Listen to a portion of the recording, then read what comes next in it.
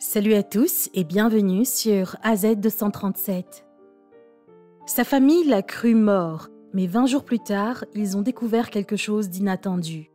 Regardons cette histoire. Mais avant de commencer, j'aimerais vous rappeler qu'après avoir regardé cette vidéo, vous pouvez faire un tour sur notre chaîne pour découvrir de nombreuses histoires, à la fois incroyables, intéressantes et émouvantes. Et n'oubliez pas de vous abonner à la chaîne et d'activer la cloche de notification si vous êtes nouveau parmi nous. Roberto Andrade était déjà un homme âgé. Il avait consacré sa vie à faire marcher le cabinet d'avocats renommé qu'il avait créé pour soutenir sa famille et lui donner un nom honorable. Lorsqu'il était enfant, il avait juste assez pour vivre une vie décente. Et grâce à ses études, il avait obtenu un diplôme de droit avec les plus hautes distinctions. Certes, sa vie avait été amère sous certains aspects. Il n'avait pas connu l'amour avant de quitter l'université. Il n'avait pas eu d'enfants avant d'être un homme mûr, si bien que ses enfants le voyaient plutôt comme un grand-père imposant, puisqu'il ne partageait pas beaucoup avec eux quand ils étaient petits. Les voyages et le plaisir étaient fortement relégués sur sa liste de priorités, et avec autant d'argent, les gens pouvaient penser qu'il avait une vie détendue et qu'il était à peine conscient des décisions importantes de l'entreprise. La vérité est que c'était le contraire. Roberto souffrait d'un grand stress dû au gaspillage d'argent de sa famille. Pour commencer, sa femme était décédée relativement jeune, le laissant seul, elle qui était sa meilleure amie. En plus, elle le laissait seul face à ses 3 enfants, qui dilapidaient l'argent qui coûtait tant de travail à l'entreprise, comme si c'était un sablier. La vie l'accablait de plus en plus. Un jour, son fils aîné, Ernesto, conclut un accord de plusieurs millions de dollars dans son dos, sans son consentement. Il accepta de céder une partie des actions de la société en échange de l'absorption d'un petit mais prestigieux cabinet. Le problème, c'est que tout cela n'était qu'un canular, car la personne avec laquelle il avait négocié et accepté l'échange était un escroc en quête de fortune facile. Son fils pensait que des excuses et la promesse de trouver de nouveaux clients suffiraient pour récupérer la somme que ce voleur lui avait dérobée. Roberto lança un cri vers le ciel en essayant de faire réagir son fils pour qu'il reconnaisse son erreur et les graves problèmes qu'elle entraînerait pour l'entreprise, mais le jeune homme ne répondit qu'avec un visage agacé. « Oh papa, ce n'est qu'un petit montant pour toi, ce ne sera pas un problème de récupérer cette somme en moins de 2 semaines. » Roberto n'en revenait pas de la légèreté du ton de son fils, discréditant le dur labeur que les avocats accomplissaient chaque jour pour faire vivre leur famille et le cabinet. « Ernesto, on dirait que tu ne comprends pas le grand effort que font les ouvriers et les avocats pour que toi et moi puissions manger, pour que toute la famille puisse avoir une vie décente. Le travail de ces personnes et de nos partenaires te paraît-il si peu important? C'est un jeu pour toi ?» Son fils quitta simplement la pièce et dit d'un ton complètement agacé et sans une once d'empathie. « Dans 2 semaines, tes employés importants auront le salaire auquel ils ont droit. Ne complique pas davantage les choses. » Puis il claqua la porte. Quant à sa fille, Véronica, c'était une fille gâtée typique. Elle demandait, sans mesurer les dépenses et sans remercier. Peut-être que ce ne serait pas si grave si elle était une jeune femme, mais la vérité est qu'elle était une femme mariée avec 2 enfants en bas âge, mais elle s'était tellement habituée à ce que ses parents résolvent ses problèmes qu'elle ne prenait pas la peine de chercher un emploi, même pas comme avocate, ce qui était sa profession.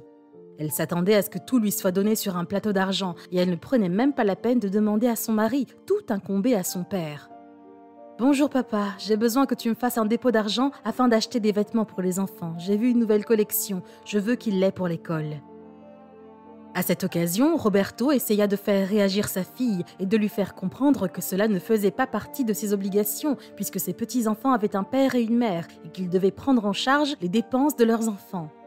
« Ma fille, tu sais que j'aime profondément tes enfants, mais tu dois comprendre qu'ils ont un père et que c'est à lui que tu dois demander les dépenses d'habillement et d'éducation des enfants.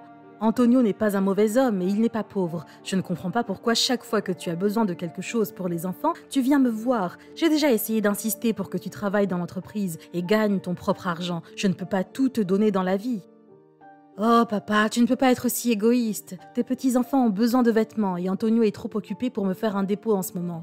Cela ne te coûtera rien, je lui demanderai de te rembourser. » Et sans en dire plus, elle raccrocha. Toute cette situation avait énormément fatigué Roberto et il se demandait si un jour ses enfants se soucieraient vraiment de lui et de son bien-être. Il se souvint alors de son fils Fabio, avec lequel il n'avait pas eu de contact depuis 3 ans, car il avait décidé de faire un voyage pour apprendre et se découvrir en aidant les autres. Il voulait lui écrire, mais il ne savait pas quoi lui dire, alors il lui envoyait simplement des petites sommes d'argent accompagnées de mots affectueux comme « N'oublie pas de manger et ne souffre pas des tragédies des autres ». Parfois, il restait des mois sans réponse, et puis il recevait une photo de son fils avec un grand sourire dans un endroit inconnu, avec un petit message indiquant sa localisation et le remerciant pour le petit conseil. Un jour, il ressentit une forte douleur dans la poitrine et une douleur terrible dans le bras gauche, comme si la vie le quittait. Mais heureusement, il était entouré de ses actionnaires en pleine réunion. Ils agirent donc rapidement en l'amenant à l'hôpital. Lorsqu'ils apprirent ce qui s'était passé, Ernesto et Veronica se précipitèrent à l'hôpital et le médecin les reçut avec une triste nouvelle. Leur père avait fait une crise cardiaque et n'était plus de ce monde. Les frères pleurèrent et se montrèrent désespérés devant les partenaires et les actionnaires, mais lorsqu'il ne restait plus qu'eux au funérarium, leur seule préoccupation était de continuer à maintenir leur style de vie léger. Maintenant que leur père n'était plus là pour s'occuper de tout, Ernesto pensa que c'était à lui de s'occuper des affaires et d'essayer de maintenir l'entreprise à flot, tandis que Veronica pensait que le mieux était de la vendre et que chacun reçoive une somme mensuelle. Fabio arriva le 5e jour, alors que les funérailles et l'enterrement avaient déjà eu lieu. Mais curieusement, le couvercle du cercueil avait été scellé sans ses enfants, à la demande expresse du testament de leur père. Il embrassa ses frères et regretta profondément de ne pas avoir été présent à l'enterrement ou les jours précédents pour pouvoir partager ses derniers jours avec son père. « J'aurais dû revenir plus tôt. Je n'arrive pas à croire qu'il soit parti sans me donner l'occasion de lui dire au revoir. Je ne voulais pas être un associé principal parce que je ne me sentais pas prêt, mais si j'avais su qu'il te restait si peu de temps, j'aurais fait de mon mieux juste pour être avec toi, papa, » hurla-t-il avant de poursuivre avec un sanglot profond. Ses frères lui tapotaient le dos tout en lui demandant de ne pas faire tant d'histoires, car les gens pourraient le prendre mal. 20 jours après l'enterrement, le testament fut officiellement lu par l'avocat de la famille, un vieil homme nommé Harry.